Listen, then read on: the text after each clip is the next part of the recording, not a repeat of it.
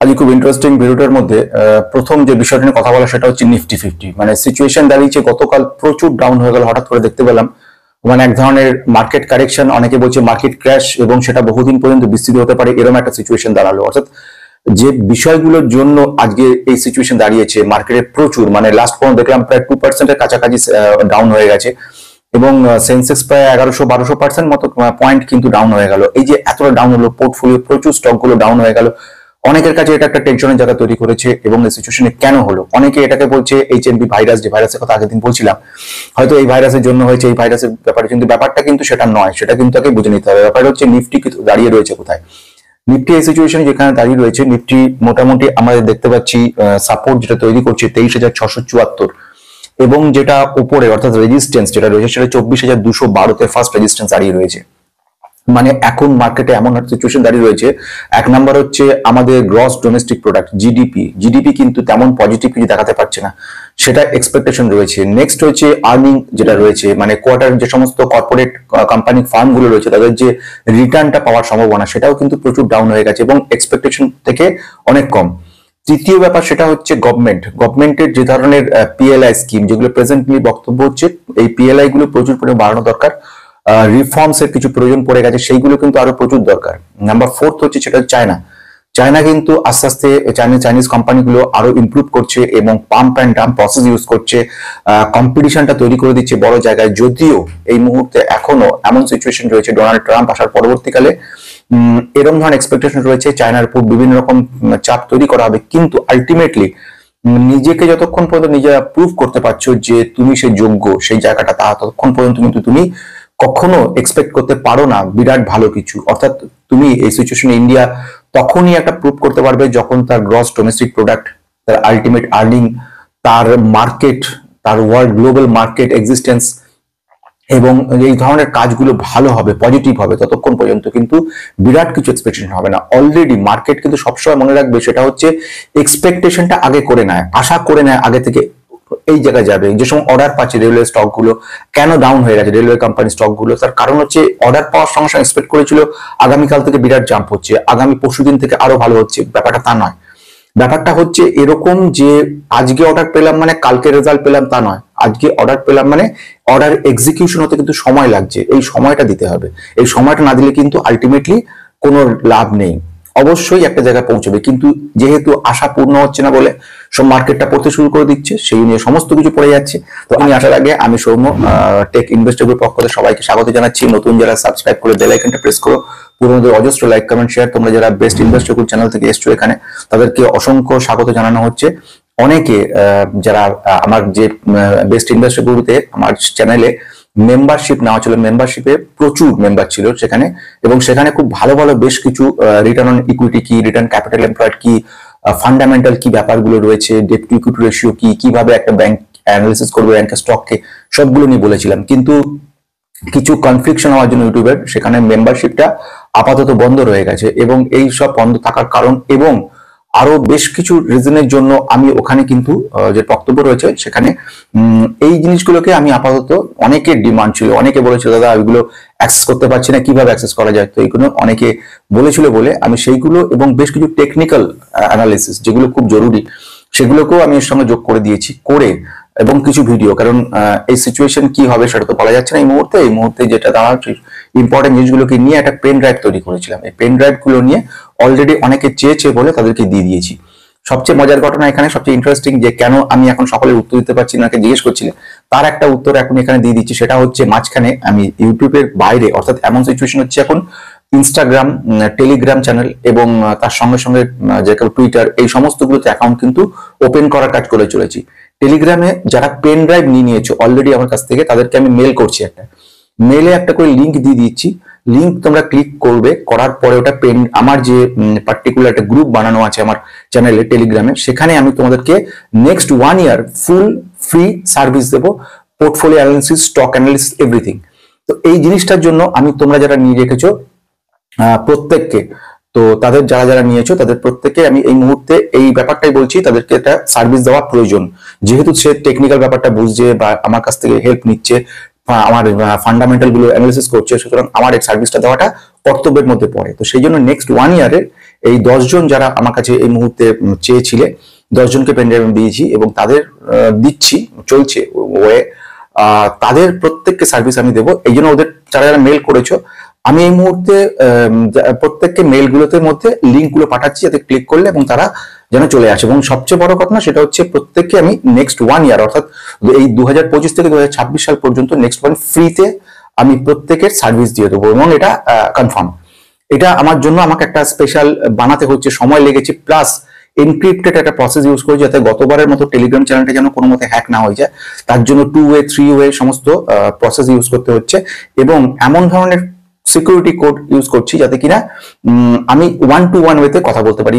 যেমন একজন উল্টো দিকে তুমি যে রয়ে গেছো, আমি তোমার সঙ্গে কথা বলছি এবং তোমার সঙ্গে যখন আমি কথাটা বলছি বা আমি যেগুলো তোমাকে স্টকগুলো অ্যাডভাইস করছি, এরকম আমি দেখেছিলাম যে আমি যখন সোশ্যাল মিডিয়ায় বলছি যে এই স্টকগুলো নাও, অনেকে না জেনে বুঝে সেই স্টকগুলো নিয়ে নিচ্ছে। এটা কিন্তু ঠিক না।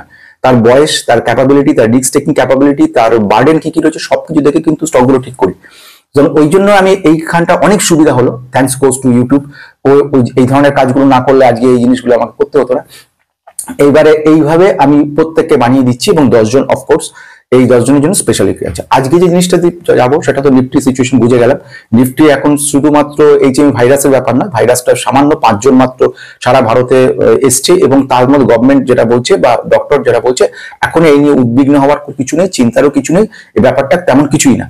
তো এখন যেটা বক্তব্য সেটা হচ্ছে ইন্ডিয়াকে আরো পাওয়ারফুল হতে হবে এবং তার জন্য ইকোনমিক গ্রোথটা ভীষণভাবে দরকার। ইকোনমিক গ্রোথ শুধু ওপর পার্ট নিয়ে হবে না, নিচ পার্ট নিতে হবে। কে শেপ ইকোনমি যেটা রয়ে গেছে এই ইকোনমিতে চেঞ্জ করে আমাদেরকে কিন্তু একটা স্ট্যান্ডার্ড সকলের জন্য সমান ধরনের একটা ইকোনমি তৈরি করতে হবে যাতে কিনা নিম্নবিত্তরা আরো নিম্ন না হয়ে যায় এবং উচ্চবিত্তের পরিমাণ যেন এত বেশি না হয় যে নিম্নবিত্তদের শোষণ করে উচ্চবিত্ত আরো বড় হলো, এরকম ব্যাপার যেন না হয়, একটা ফ্ল্যাট মুভমেন্ট যেন থাকে। বোঝা গেল ব্যাপারগুলো। এবার আসবো খুব ইন্টারেস্টিং পয়েন্টের দিকে, সেটা হচ্ছে যে একটা স্টককে নিয়ে আলোচনা করব। এই স্টকটা হচ্ছে এই মুহূর্তে খুব সুন্দর জায়গায় রয়েছে এবং আমি এই স্টকটাকে বহুবার বলেছি, এটা তো প্রথমবার নয়। স্টক যে এই সময় যেটা বলেছিলাম সেটা হচ্ছে একটা সময় ছিল যখন আমি এই কোম্পানিগুলোকে অনেক বলেছিলাম, সেই মুহূর্তে আমার এখন দেখাতে পারছি না, অলরেডি ইউটিউব থেকে বেশ কিছু উড়িয়ে দিয়েছিল বলে, কিন্তু এই কোম্পানিগুলো আজকে কিন্তু দারুণভাবে দৌড়াচ্ছে এবং দৌড়াটা স্বাভাবিক ছিল। কোম্পানির নাম হচ্ছে অ্যাপোলো মাইক্রোসিস্টেম লিমিটেড। আজকেই 5% মতো জাম্প করেছে এবং 2 দিনের মানে 5 দিনের মধ্যে 13-14% জাম্প করে গেছে। কোম্পানিটা কিন্তু খুব স্মল ক্যাপ কোম্পানি এবং এই কোম্পানিটা আমাদের যদি দেখে নিই বিগত 1 বছর ধরে আমাদের রিটার্ন দিয়ে দিচ্ছে, কিন্তু সামান্য কোনো রিটার্নই তেমন দেয়নি। মানে আমি যদি ম্যাক্সিমাম রিটার্নও দেখি, রিটার্ন কিন্তু খুব বেশি রিটার্ন নেই। কিন্তু কোম্পানিটা যেটা বক্তব্য সেটা হচ্ছে 5 বছর রিটার্ন 1600% দিয়েছে, কিন্তু বিগত 1 বছর ধরে তার রিটার্ন কিন্তু খুব বেশি দিচ্ছে না। কিন্তু এবারে আসছে কোম্পানিটা কি কাজ করে। কোম্পানিটা বেসিক্যালি ইলেকট্রনিক গুডস উপর কাজ করে, ডিফেন্স সেক্টরে ইলেকট্রনিক যেসব পার্টস গুলো লাগে সেগুলোর উপর কাজ করে এবং ইলেকট্রো মেকানিক্যাল সলিউশন তৈরি করছে। কোম্পানিটা ফ্যান্টাস্টিক কোম্পানি, অথচ কোম্পানি কিন্তু স্মল ক্যাপ কোম্পানি, 4150 কোটির মার্কেট ক্যাপে কোম্পানিটা রয়েছে। স্টক পি রয়েছে 87 এর কাছাকাছি, কিন্তু ইন্ডাস্ট্রিজ পি 73। অসম্ভব ভালো কোম্পানি, কোম্পানির বিজনেস মডেল যথেষ্ট ভালো রয়েছে এবং কোম্পানিটা আশা করা যাচ্ছে ভবিষ্যতে ভালো করবে, কিন্তু এর মধ্যে রিস্ক প্রচুর রয়েছে, no buy or sell recommendation. আর সেকেন্ড ওয়ান হচ্ছে প্রোমোটারের যে পরিমাণ স্টেক রয়েছে 50% এর মতো, 54-5% মতো, কিন্তু প্রোমোটারের সঙ্গে রিটেলারের সংখ্যা 40% এর উপর হয়ে গেছে এবং ডিআইআই বেশ কিছু পরিমাণে সেল করে দিয়েছে। ফলে এইগুলোকে, এটা কিন্তু খুব রিস্কি স্টক, যদি কখনো কেউ নাও নিজে অ্যানালিসিস করে তবে কিন্তু এটা নেবে। বলবো সেটা খুব ইন্টারেস্টিং স্টক, সেটা এফএমসি সেক্টরের কোম্পানি। কোম্পানিটা কিন্তু এটাও কোম্পানিটাও আগে আমি বলেছিলাম, কোম্পানি ফ্যান্টাস্টিক কোম্পানি। কোম্পানির নাম হচ্ছে এলটি ফুডস। বাসমতি রাইস যেটা রয়েছে সেটা প্রোডাকশন, ম্যানুফ্যাকচারিং, সেলস, ডিস্ট্রিবিউশন সমস্ত কিছু কাজ করে কোম্পানিটা মিড ক্যাপ লেভেলের কোম্পানি এলটি ফুডস। এবং এই বাসমতি রাইস শুধু দেশে নয়, সারা বিশ্বে সব জায়গায় এরা কিন্তু ডিস্ট্রিবিউশন করছে এবং 5 বছর রিটার্ন, দুর্দান্ত রিটার্ন দিয়েছে এবং প্রায় 1685% রিটার্ন মতো মোটামুটি দিয়ে দিয়েছে। কোম্পানিটা আজকে 5% বেশি জাম্প করেছে এবং জাম্প করার পিছনে শুধু আজকে বলে না, এগুলো কিন্তু ব্যাপার হয় কি, ধৈর্য ধরে কোম্পানিগুলোকে রাখতে হয় বহুদিন ধরে, এবং তুমি যত ধৈর্য ধরে রাখতে পারো ততই কোম্পানিগুলো তোমায় কিন্তু ভালো রিটার্ন ভবিষ্যতে দেবে। এই ধৈর্য ধরে রাখাটা অনেককে পারে না। আমি এরকম ধরনের ঘটনা দেখেছি বহুবার, তোমাদেরকে আগেও এক্সাম্পল দিয়েছিলাম যে কোনো কিছু ইনভেস্ট না করে যদি রেখে দাও বছর পর বছর ধরে, কোনো চিন্তা ভাবনা না করে কিছু কিনে রাখলে সেগুলোকে ফেলে রেখে দিলে, যেটা হাজবেন্ড ওয়াইফের একটা কথা বলেছিলাম, তোমার জানি না তোমরা সেটা শুনেছো না, ওই চ্যানেলে বলেছিলাম, এখানে ছোট করে সেটা বলে নিতে পারি। সেটা হচ্ছে আমার বহু বছর ধরে তো অভিজ্ঞতা, কাজ করছি, অ্যানালিসিস করে দিই, কনসালটেশনে কাজকর্ম করি। সেখানে হাজবেন্ড আর দুজনে এসেছিলেন আমার কাছ থেকে অ্যানালিসিস পোর্টফোলিও অ্যানালিসিস করানোর জন্য। তো একজন আমার কথা মতো 5 লক্ষ টাকা করে দুজনে রেখেছিলেন তো একজন আমি দেখেছিলাম 3-4 বছর পরে আর যোগাযোগ করেনি, তার পরবর্তীকালে একদিন আমাকে ফোন করলেন এবং বললেন যে 5-6 বছর হয়ে গেছে, এখন দেখুন আর পোর্টফোলিওতে এরকম রিটার্ন পাচ্ছি। তো ওনার কাছে গেলাম, ওনার কাছে গিয়ে পোর্টফোলিও নিয়ে বসলাম, দেখলাম 5 লক্ষ টাকা যেটা ইনভেস্ট করেছিল 5 বছর আগে মোটামুটি 10 লক্ষ টাকার কাছাকাছি হয়ে গেছে, 9 লক্ষ সামথিং হয়েছে, মনে পড়ে এক্সাক্ট অ্যামাউন্টটা মনে নেই। তো ভালোই রিটার্ন হয়েছে। তো এবারে ওনার ওয়াইফের যখন বলা হলো, তো উনি তখন পার্টিকুলার এটা নিয়ে এলেন ওনার যে শিটটা, তো ওখানে দেখলাম প্রায় 2.5 গুণের মতো হয়ে গেছে। তো আমি যখন ওনাকে জিজ্ঞেস করলাম আপনি কি চেঞ্জ করেছেন, তখন তার উত্তরে উনি বললেন যে আমি কোনো চেঞ্জ করিনি, আপনি যে কটা বলেছেন সে কটাকেই রেখে দিয়েছি, এবং আমার এত কাজ বাড়ির থাকে আমার পর দেখা সম্ভব হয় না কি এ করেছে না করেছে। তো আমি এবারে ভদ্রলোককে জিজ্ঞেস করলাম, ভদ্রলোক বললো আপনি বলার পরে আমি কিছু কেনা বেচা করেছি, আসলে দেখছিলাম লসে চলে গেছে সব, আমি ওই জন্য সেগুলো বিক্রি করেছি, লসের গুলো করে আবার প্রফিট গুলো কিনেছি, আবার যেগুলো প্রফিট কিনেছি সেগুলো আবার কিছুটা লস হয়ে গেছে। না আলটিমেটলি আমাকে এই 5 বছরের মধ্যে 5-6 বার ঘুরিয়েছি আমি, যেটা আমি ভেবেছিলাম যে লাভ হবে সুইং ট্রেড করে বা কোনোভাবে, আলটিমেটলি দেখলাম আমার যদি একবারে রেখে দিতাম আমার অনেক বেশি লাভ হতো। তো আমি এই কথাগুলো বলার মধ্যে আসল কারণটা হচ্ছে কিছু না করে যদি ফেলে রেখে দাও, তাতেও দেখবে এই যে আমি এলটি ফুডস এর কথা বললাম, অ্যাপোলোর কথা বললাম, এবং তৃতীয় যে কোম্পানিটার কথা বলতে চলেছি সেই কোম্পানিটাও কিন্তু দুর্দান্ত কোম্পানি।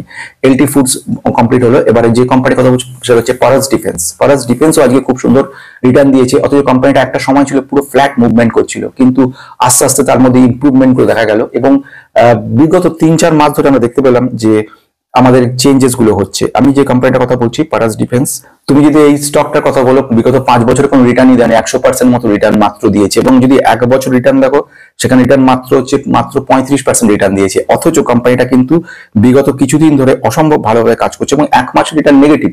সেই সিচুয়েশনে কোম্পানিটা কিন্তু আজকে 7% বেশি কিন্তু জাম্প করে গেল। কোম্পানিটা কেন, কোম্পানি ফান্ডামেন্টাল কেমন রয়েছে, ফান্ডামেন্টাল জানাটাও ভীষণভাবে জরুরি হয়ে গেছে। যদি দেখি ফান্ডামেন্টাল সিচুয়েশন, কোম্পানিটা প্রাইভেট সেক্টরের কোম্পানি এবং ডিফেন্স সেক্টরে প্রচুরভাবে কাজ করছে কোম্পানিটা, fantastic company, space technology, aerospace এগুলোর উপর কাজ করে। কোম্পানির মার্কেট ক্যাপ 4200 কোটির মতো রয়েছে এই মুহূর্তে। যদি দেখি পি রয়েছে অ্যাপ্রক্সিমেট 99 রয়েছে পি, এবং ইন্ডাস্ট্রিজ পি সেই তুলনায় কিন্তু 92 রয়েছে। কোম্পানি যদি দেখে নিই রিটার্ন ক্যাপিটাল এমপ্লয়েড তেমন বেশি নয়, রিটার্ন ইকুইটি তেমন বেশি নয়, এগুলো সব কিন্তু বিজনেস মডেল, এবং এই সিচুয়েশনে ভবিষ্যতে ভালো করবে এই মনে করে কিন্তু কোম্পানিটা লোকে নিচ্ছে। এবং তুমি যদি পিজি দেখো, পিজি নর্মাল ফান্ডামেন্টাল কি বলে, পিজি বলে 1 এর বেশি হলে পিজি খারাপ, এর পিজি কত 10 হয়ে গেছে। কেন, আর্নিং গ্রোথ কিন্তু কম, গ্রোথ ক্যাপাবিলিটি অনেক নেগেটিভ, এই কারণের জন্য কিন্তু পিজি এই সিচুয়েশন ওভারভ্যালুড, প্রায় 8 টাইমস ওভারভ্যালুড রয়েছে। তার সত্ত্বেও কোম্পানিটার মধ্যে কিন্তু পজিটিভিটি রয়েছে, কারণ কোম্পানি এই সিচুয়েশন সেটা হচ্ছে কোম্পানির ভবিষ্যৎ দিকে তাকিয়ে লোকে ইনভেস্ট করছে। প্রোমোটারের সংখ্যা 58 রয়েছে, এবং এফআইআই বেশ কিছু পরিমাণ কিনেছে গত কোয়ার্টারের তুলনায়, ডিআইআইও কিছু কিনেছে সামান্য পরিমাণে, এবং রিটেলারের সংখ্যা প্রায় 37% মতো রিটেলার রয়ে গেছে এখানে। এবার আসছি কি কারণের জন্য কোম্পানিটাকে এতখানি জাম্প করলো, যে কোম্পানি এতদিন ধরে তেমন মুভ করছিল না। বেসিক্যালি এদের বেশ কিছু অর্ডার এসছে এবং অর্ডারগুলো এক্সিকিউশন হয়েছে, যেরকম কিছু MK46 এবং MK48 মেশিন গান যেগুলো, সেগুলো প্রচুর অর্ডার পেয়েছে এরা, এবং এই কোম্পানিটা স্পেস টেকনোলজির উপরও কাজ করে। এই সময়ের মধ্যে আমরা দেখতে পেলাম যে লাইট মেশিন গান যেগুলো রয়েছে বা এই আদার যে সমস্ত এগুলো সমস্ত ইউনিটের অর্ডার পেয়েছে, এবং এই সমস্ত অর্ডারগুলো এসছে department of promotion of industrial and internal trade, ministry of commerce and industries থেকে এই লাইসেন্সগুলো পেয়েছে। এর ফলে এরা এই ভ্যালিড ফর লাইফ টাইমের জন্য এইসব লাইসেন্সগুলো পাওয়া, এইগুলোর ফলে এরা শুধু দেশে নয় বাইরেও প্রচুর পরিমাণে কিন্তু এক্সপোর্ট করতে পারবে। এইটা কিন্তু একটা বিরাট বড় পজিটিভ ঘটনা, এবং বিজনেস এই সিচুয়েশনে যেটাকে আপডেট করছে, ওরা কিন্তু প্রচুর পরিমাণে advance state of art optical system তৈরি করছে, টেস্টিং ফ্যাসিলিটি রয়েছে এদের মুম্বাইতে, মহারাষ্ট্রে, এবং এরা আরো এগিয়ে চলেছে, ইমপ্রুভ করার চেষ্টা করছে। লং টার্ম এবং শর্ট টার্ম দুটো ক্ষেত্রেই কিন্তু খুব পজিটিভ রয়েছে। No buy or sell recommendation যেটা আমি বলছিলাম এই মুহূর্তে, প্রায় 61 কোটি টাকার মতো কিন্তু অর্ডারটা রয়েছে, 61.43 ক্রোডস এর একটা বড় পরিমাণে বেশ কিছু অর্ডার এসছে পেরিস্কোপ থেকে, অপটিক্যাল পেরিস্কোপ সাইট এটসেট্রা। তো আলটিমেটলি এই কোম্পানিগুলো ভবিষ্যতে ভালো করবে এবং আমাদেরকে আগামী দিনে একটা পজিটিভিটি দেখাবে, এক্সপেকটেশন নিয়ে আজকে আমি শেষ করছি। নমস্কার।